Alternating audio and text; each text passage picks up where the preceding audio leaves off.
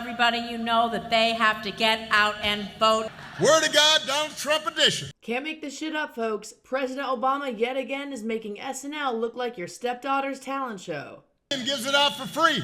On this edition of Really American, President Obama spoke in Nevada, Donald Trump calls Kamala Harris a shitty vice president, and more. Word of God, Donald Trump edition. President Obama continues to spit straight facts about Donald Trump and his levels of hypocrisy, and, like I've been saying, you cannot make this stuff up. President Obama reminded us of how amazing he was. And by the way, I'll give you one guess where those Bibles are made.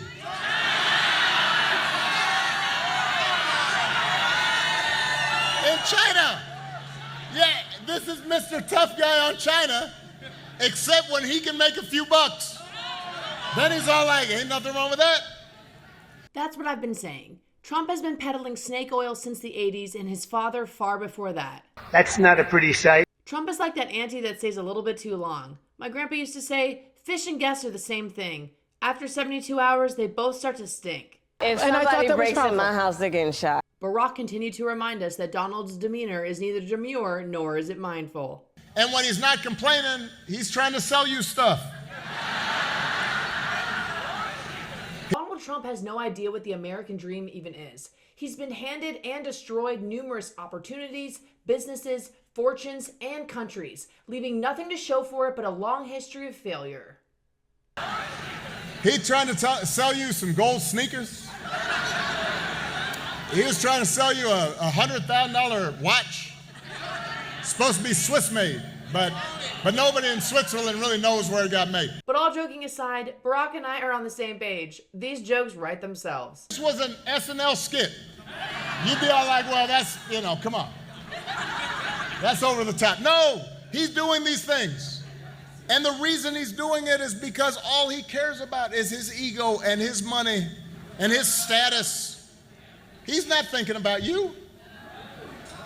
He sees power as nothing more than a means to his ends.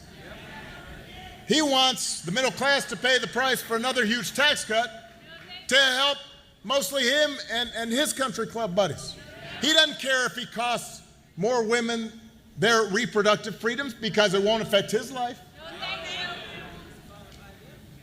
Most of all, Donald Trump wants you to think that this country is hopelessly divided.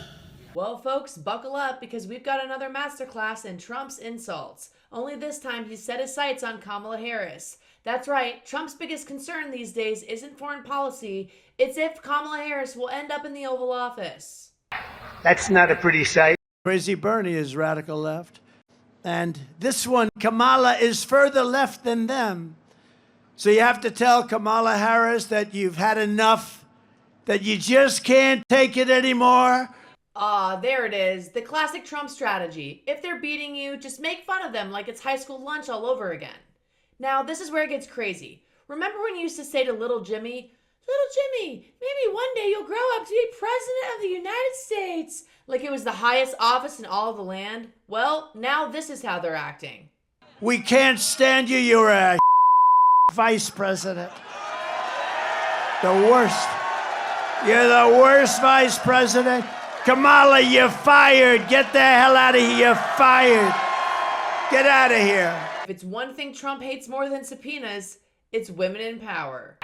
That's not a pretty sight. That level of insecurity is usually reserved for high school kids after they get hazed in the locker room for the first time. The man sounds like Kamala is going to pull up to the high school and tell us how disgusting he is in bed. Oh, sorry, that was Stormy Daniels. That's not a pretty sight. When someone's attacking you this hard, it's usually because they're threatened. Kamala Harris being called a bad leader by Donald Trump while he's out here acting like a child is kind of like calling out Serena Williams for being too competitive. Like, buddy, maybe focus on your sentencing before you come for Kamala. That's not a pretty sight. Don't you miss President Obama? Fourth President of the United States, President Barack Obama.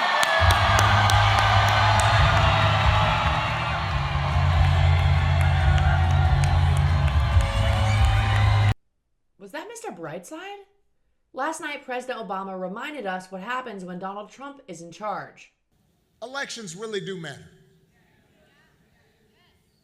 Listen, I understand how, especially in today's climate, politics just seems so mean and nasty, and there's so many lies floating around, and people get on these doom scrolls on TikTok, and it's like, oh man, that's terrible.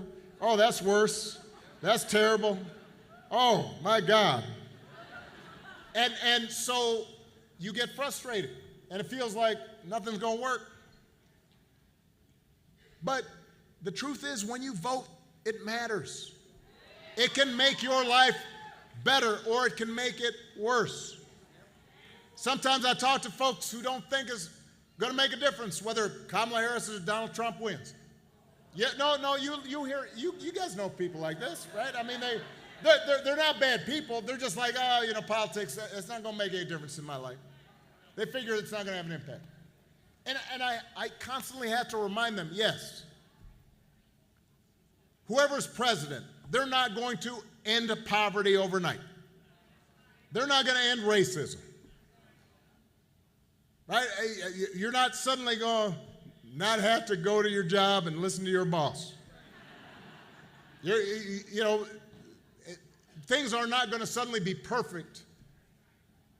But you know what? It makes a difference. When I passed the Affordable Care Act, almost 50 million people got health care that they didn't have before.